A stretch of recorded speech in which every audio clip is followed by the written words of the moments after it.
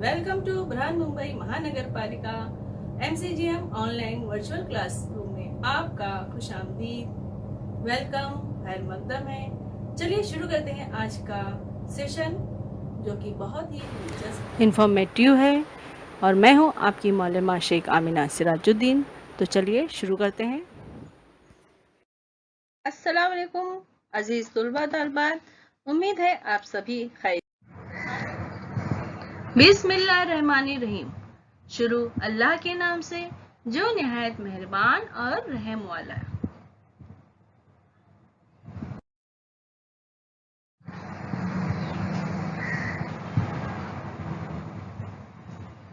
प्यारे बच्चों, welcome to Brihanmumbai महानगर पालिका शिक्षण विभाग MCGM ऑनलाइन वर्चुअल क्लासरूम में आप सभी का खैर मकदम है, स्वागत है, खुशामदीद है, और आप सबसे मिलकर बहुत खुशी हुई।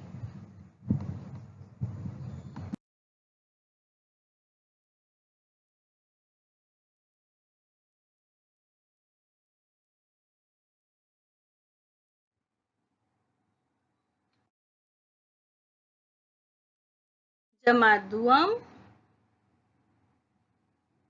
मजमून उर्दू, आपकी उर्दू किताब बाल भारती।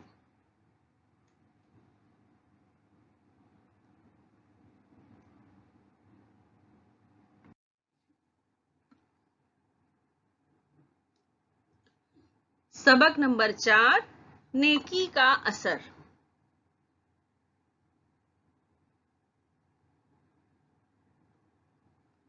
हिस्सा अव्वल, और मैं हूं आपकी मौलमा शेख आमिना सिराजुद्दीन।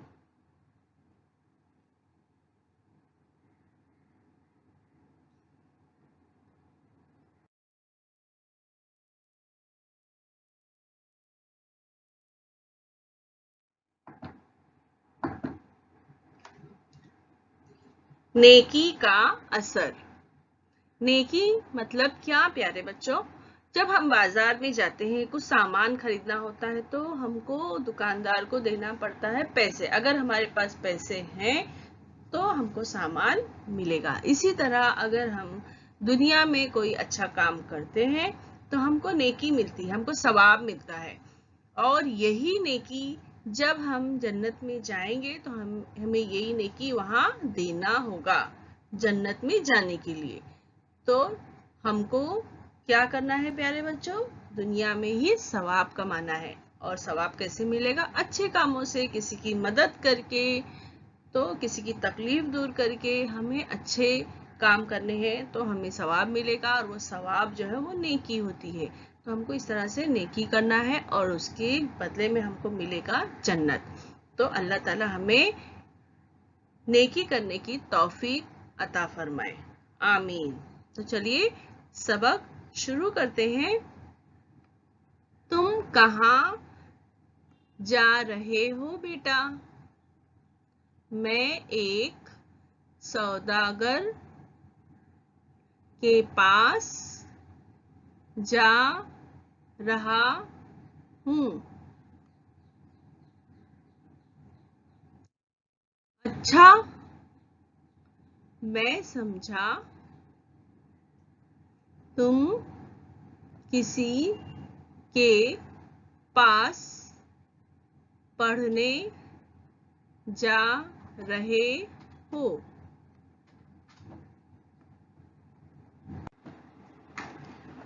तुम कहाँ जा रहे हो बेटा? मैं एक सौदागर के पास जा रहा हूँ। अच्छा, मैं समझा तुम किसी के पास पढ़ने जा रहे हो।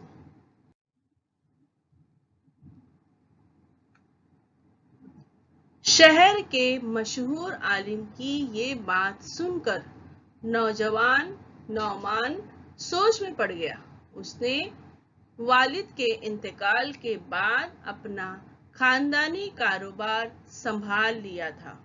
बचपन में उसने वालिदैन से दीन की कुछ बातें और कारोबार के कुछ तौर तरीके सीखे थे। तो एक नौजवान जो कि कहीं जा रहा था, तो शहर के मशहूर शहर के मशहूर आलिम ने उससे पूछा, तुम कहाँ जा रहे हो बेटा? तो उस नौजवान ने क्या जवाब दिया? मैं एक सौदागर के पास जा रहा हूँ। सौदागर जो सामान खरीदता और बेचता है। तो उन्हें क्या हुआ? हैरत हुई। उन्होंने कहा, अच्छा, मैं समझा तुम किसी के पास पढ़ने जा रहे हो। तो लेकिन वो पढ़ने नहीं जा रहे थे, बल्कि एक सौदागर के पास जा रहे थे। तो शहर के मशहूर आलिम की ये बात सुनकर नौजवान नौमान सोच में पड़ गया। वो सोच में पड़ गया कि आलिम ने मुझे ऐसा क्यों कहा कि मैं समझा पढ़ने। तो जब वो सोचने लगा तो उसके दिमाग में कुछ ख्याल आया। पहले तो वो क्यों जा रहे थे सौदागर के पास? उसने वालिद के इंतकाल के बाद अपना खानदानी कारोबार संभाल लिया था। तो वालिद यानी अपने अब्बा के इंतकाल यानी मौत के बाद, मरने के बाद अपना खानदानी कारोबार संभाल लिया था। खानदान से ही जो कारोबार चल रहा था उसको उन्होंने संभाल लिया था। बचपन में उसने वालिदैन से दीन की कुछ बातें और कारोबार के कुछ तौर तरीके सीखे थे और इसीलिए वो अपना कारोबार कर रहे थे।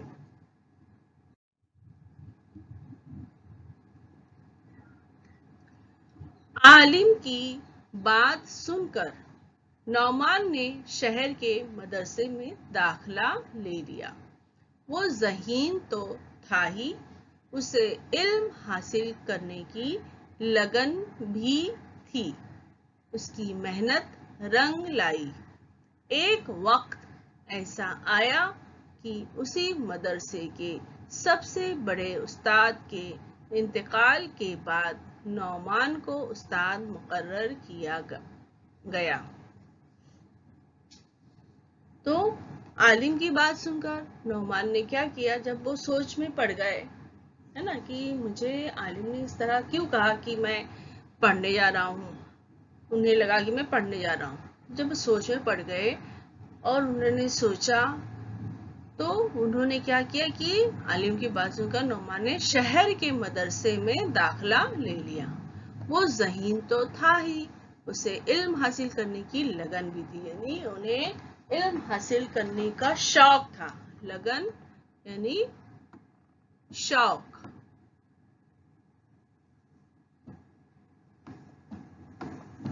और इल्म हासिल करने की जब लगन हो तो हम जो है इल्म हासिल करते ही हैं।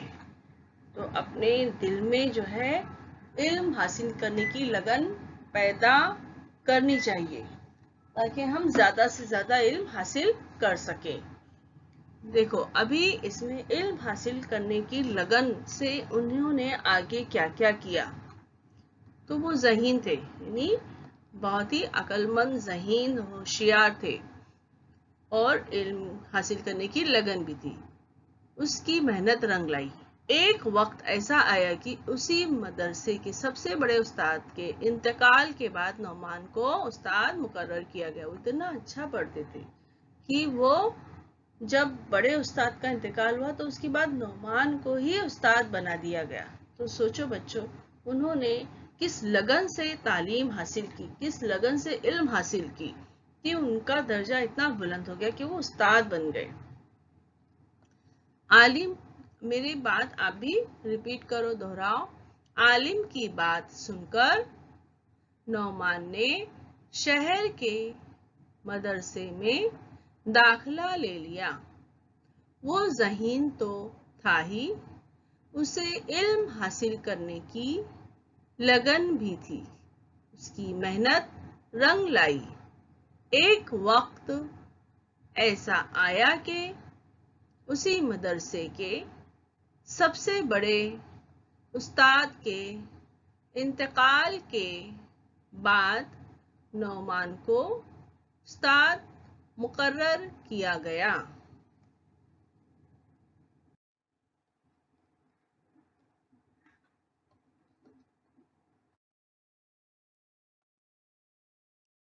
नौमान का पूरा नाम नौमान बिन साबित था।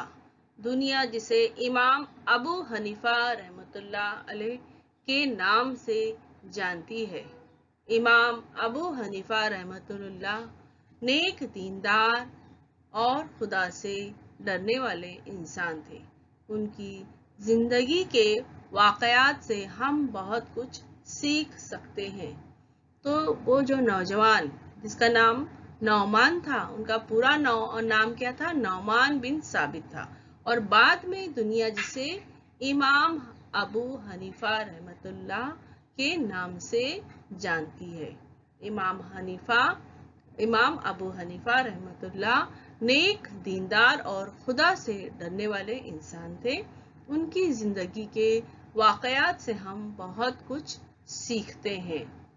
तो ये जो मस्जिद आप देख रहे हैं, इस मस्जिद का भी मस्जिद का नाम क्या है? इमाम अबू हनीफा रहमतुल्लाह। तो ये जो थे, उन्होंने इतना दीन और इल्म हासिल किया कि वो बाद में इमाम अबू हनीफा रहमतुल्लाह के नाम से मशहूर हुए, नाम उनका। और वो बहुत ही नेक और दीनदार और खुदा से डरने वाले थे।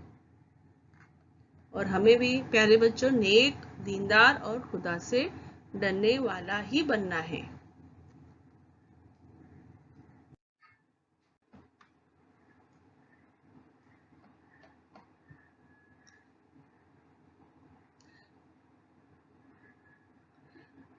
इमाम अबू हनीफा रहमतुल्लाह अलैह।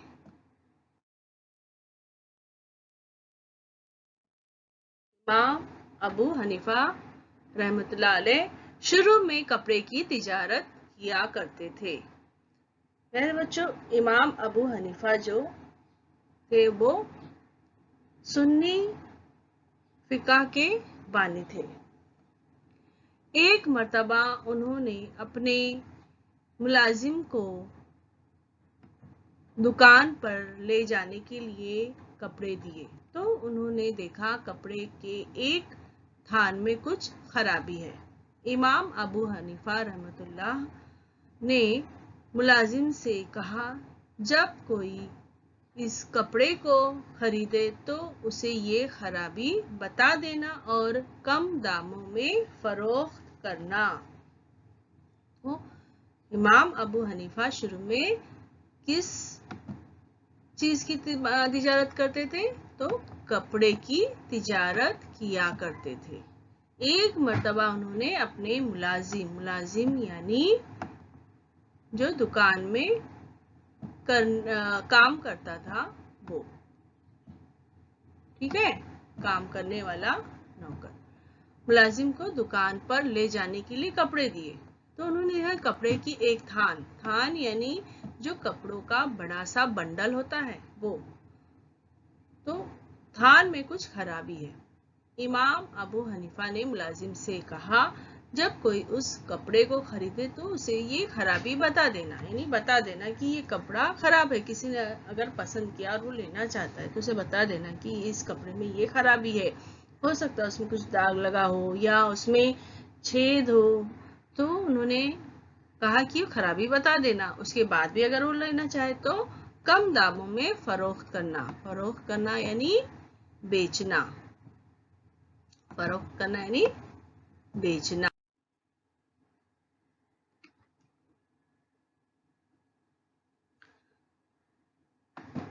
शाम में मुलाजिम ने उन्हें दिन भर की कमाई हुई रकम दी तो इमाम साहब ने पूछा, क्या तुमने उस कपड़े की खराबी गाहक को बताई थी? शाम के वक्त मुलाजिम ने उन्हें दिन भर की कमाई हुई रकम दी तो इमाम साहब ने पूछा, क्या तुमने उस कपड़े की खराबी गाहक को बताई थी? गाहक यानी खरीदार, गाहक यानी खरीदार।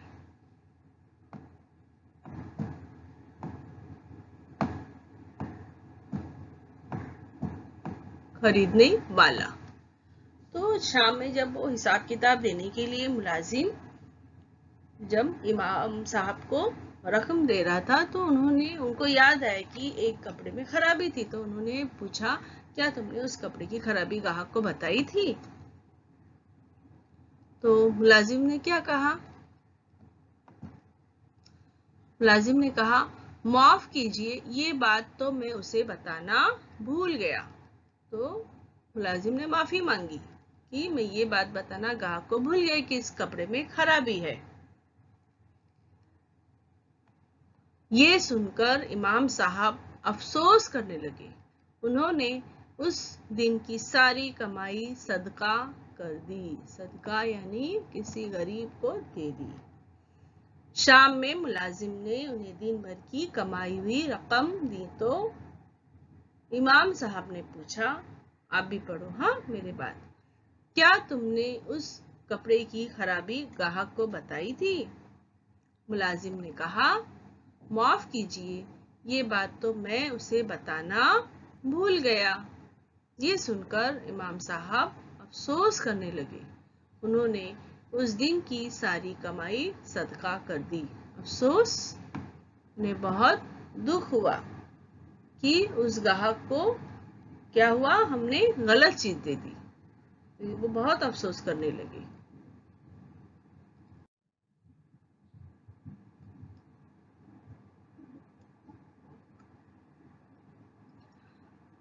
इमाम अबू हनीफा की जिंदगी भर इमाम अबू हनीफा रहमतुल्लाह अलैह ने जिंदगी भर शोहरत और दौलत से दूर रहकर दीन की खिदमत की।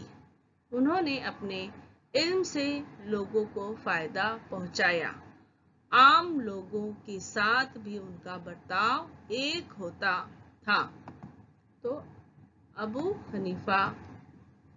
इमाम अबू हनीफा रहमतुल्लाह अलैह ने जिंदगी भर शोहरत और दौलत से दूर रहकर दीन की खिदमत की। वो शोहरत नहीं चाहते थे और दौलत भी नहीं चाहते थे, सिर्फ खिदमत करना चाहते थे। इसलिए वो शोहरत और दौलत से दूर रहकर दीन की खिदमत की। उन्होंने अपने इल्म से लोगों को फायदा पहुंचाया। आम लोगों के साथ भी उनका बर्ताव एक होता है, यानी अमीर हो, गरीब हो, छोटा हो, बड़ा, सबके साथ में वो एक बर्ताव रखते थे। पढ़ो। इमाम अबू हनीफा रहमतुल्लाह अलैह ने जिंदगी भर शोहरत और दौलत से दूर रहकर दीन की खिदमत की।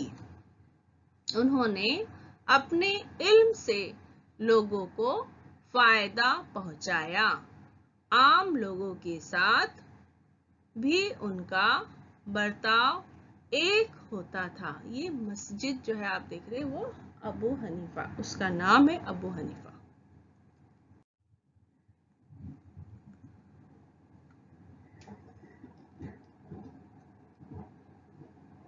इमाम अबू हनीफा के पड़ोस में एक शख्स रहता था जिसे गाने बजाने का शौक था। रात में देर तक उसकी शोर की वजह से इमाम साहब अच्छी तरह सो नहीं पाते थे। पड़ोसियों ने उस शख्स को समझाया कि इस तरह इमाम साहब को परेशान ना किया करो, मगर उस शख्स ने लोगों की एक ना सुनी। तो इमाम अबू हनीफा रहमतुल्लाह अलैह के पड़ोस में एक शख्स रहता था। पड़ोस यानी हमारे बाजू के घर में, बाजू का घर है वो हमारे पड़ोसी है। दाएं और बाएं में जो घर है वो हमारे घर के दाएं और बाएं जो घर है वो हमारे पड़ोसी है। तो उनके पड़ोस में एक शख्स रहता था जिसे गाने बजाने का शौक था। रात में देर तक उसके शोर की वजह से इमाम साहब अच्छी तरह सो नहीं पाते थे। तो वो उसको इतना शौक था वो पड़ोसी को गाने बजाने का कि वो रात में भी गाना बजाता था, गाता था, बजाता था जोर जोर से, और उसकी शोर की वजह से इमाम साहब जो है रात भर सो नहीं पाते थे। पड़ोसियों ने उस शख्स को समझाया। अब उसके भी पड़ोसी थे, वो जो पड़ोसी था उसके पड़ोसी, तो उसके पड़ोसियों ने भी उसको समझाया कि इस तरह गाना बजाना अच्छी बात नहीं है रात में। کیا ہوتا ہے, اسے شور پیدا ہوتا ہے اور اس طرح امام صاحب کو پریشان نہ کیا کرو. مگر اس شخص نے لوگوں کی ایک نہ سنی. جو سمجھدار نہیں ہوتے وہ کسی کی بات سنتے نہیں ہیں.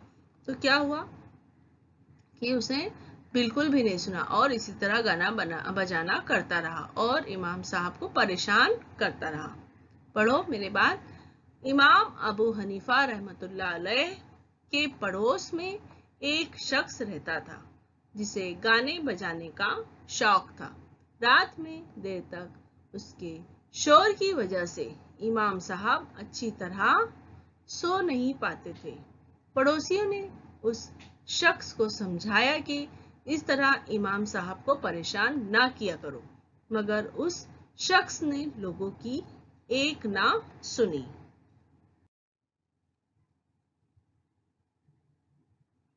ایک رات گانے بجانے کی آواز سنائی نہ دی تو یہ امام صاحب نے پڑوسیوں سے اس شخص کے بارے میں پوچھا. پتہ چلا کہ کسی آدمی سے اس کی لڑائی ہو گئی ہے, اس لیے اسے قید خانے میں ڈالا گیا ہے. ایک رات کیا ہوا, گانے بجانے کی آواز سنائی نہ دی تو امام صاحب نے کیا کیا, امام صاحب نے پڑوسیوں سے اس شخص کے بارے میں پوچھا. پتا چلا کہ کسی آدمی سے اس کی لڑائی ہو گئی اور اسے قید خانے میں ڈال دیا گیا ہے. تو وہ تھا ہی بدتمیز, اسی لیے وہ کسی سے بھی لڑتا جھگڑتا بھی. تو کسی نے کیا کیا, اس کے خلاف شکایت کر دی اور اس کو پھر قید خانے میں ڈال دیا گیا. قید خانہ یعنی آج ہم کیا کہتے ہیں اسے, جیل. جیل ہوتا ہے نا جہاں قیدیوں کو رکھا جاتا ہے, وہ ہے قید خانہ. چلو میری بات پڑھو. ایک رات گانے بجانے کی آواز سنائی نہ دی تو امام صاحب نے پڑوسیوں سے اس شخص کے بارے میں پوچھا. پتا چلا کہ کسی آدمی سے اس کی لڑائی ہو گئی ہے, اس لیے اسے قید خانے میں ڈال دیا گیا ہے.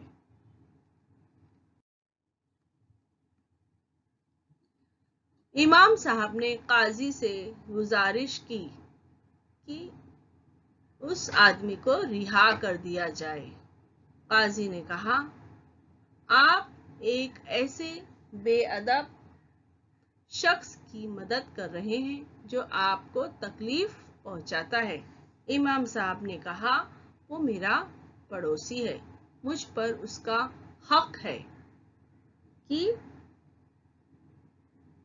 مصیبت میں اس کی مدد کروں. تو جب اس آدمی کو قید کر دیا گیا تو امام صاحب قاضی صاحب کے پاس گئے. قاضی ابھی جیسے پولیس ہے نا, پولیس ہوتی ہے نا جو مجرموں کو پکڑ کر لے کر جاتی ہے اور جیل میں ڈال دیتی ہے نا, اور پھر اس کے خلاف جو ہے کیس چلتا ہے عدالت میں اور عدالت میں سزا بھی سنائی جاتی ہے. اسی طرح اس زمانے میں قاضی تھے جو لوگوں کی معاملات کو حل کرتے تھے اور فیصلہ سناتے تھے, اور جو بھی وہ فیصلہ دیتے تھے لوگوں کو ماننا پڑتا تھا. تو قاضی صاحب نے کیا کیا, اس آدمی کو قید میں خانے میں ڈال دیا.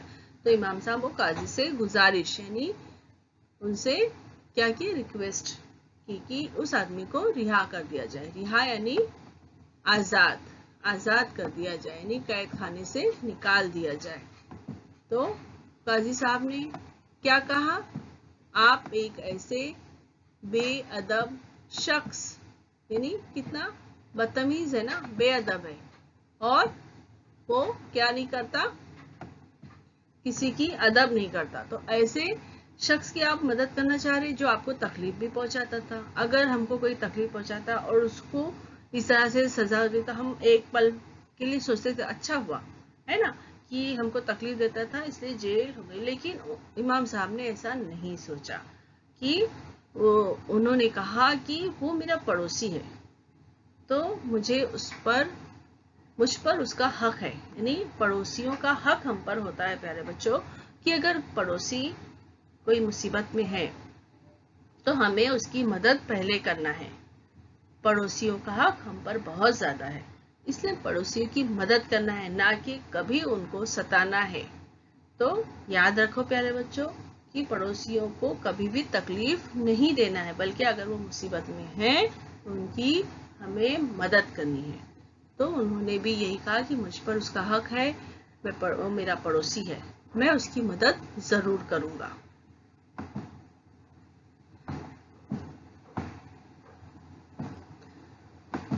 تو آپ بھی پڑھو میرے بعد. امام صاحب نے قاضی سے گزارش کی کہ اس آدمی کو رہا کر دیا جائے. قاضی نے کہا آپ ایک ایسے بے ادب شخص کی مدد کر رہے ہیں جو آپ کو تکلیف پہنچاتا ہے. امام صاحب نے کہا وہ میرا پڑوسی ہے، مجھ پر اس کا حق ہے کہ مصیبت میں اس کی مدد کروں.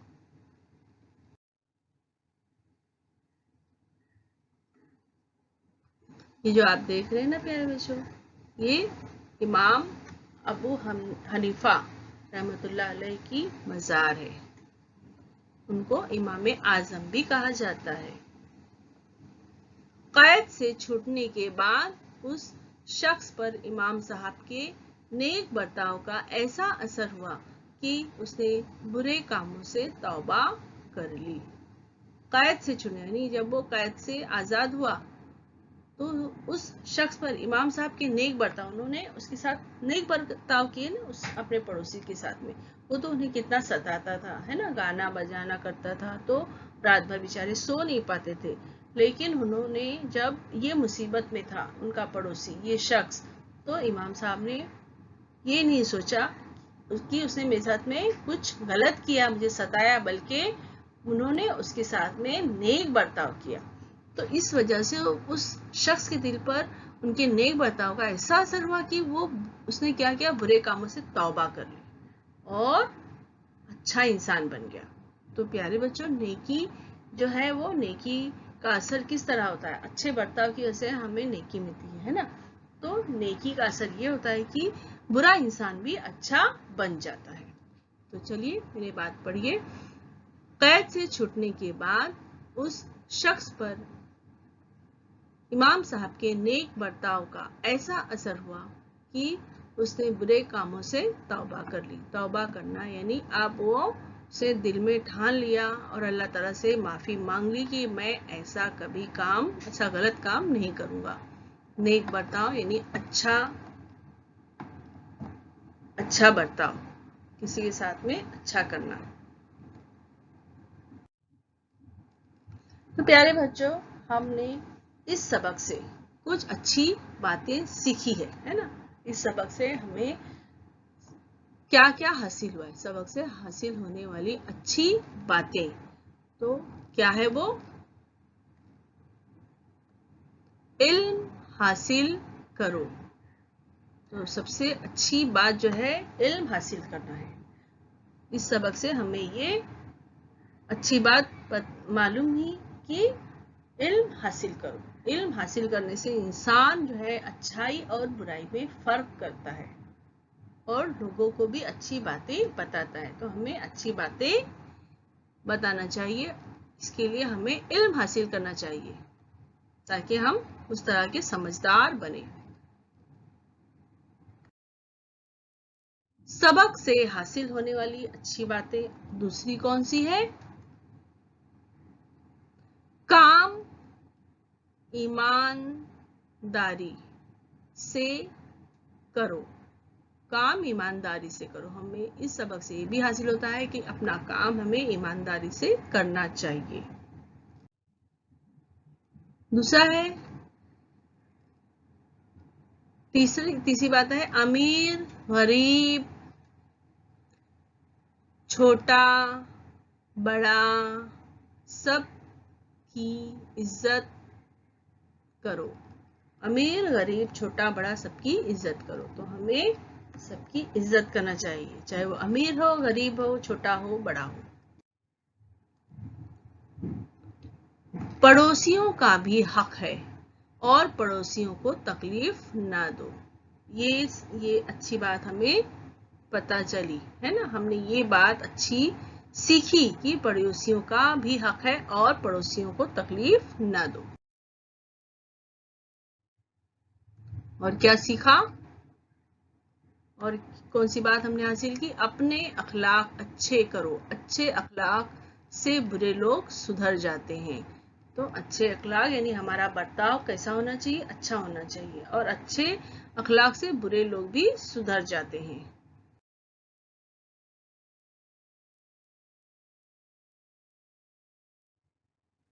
और कौन सी बात हमने सीखी?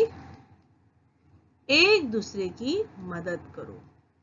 इसी बात हमने क्या सीखी? एक दूसरे की मदद करना। प्यारे बच्चों, हमने इस सबक को पढ़ा और बहुत सारी अच्छी अच्छी बातें हमने सीखी।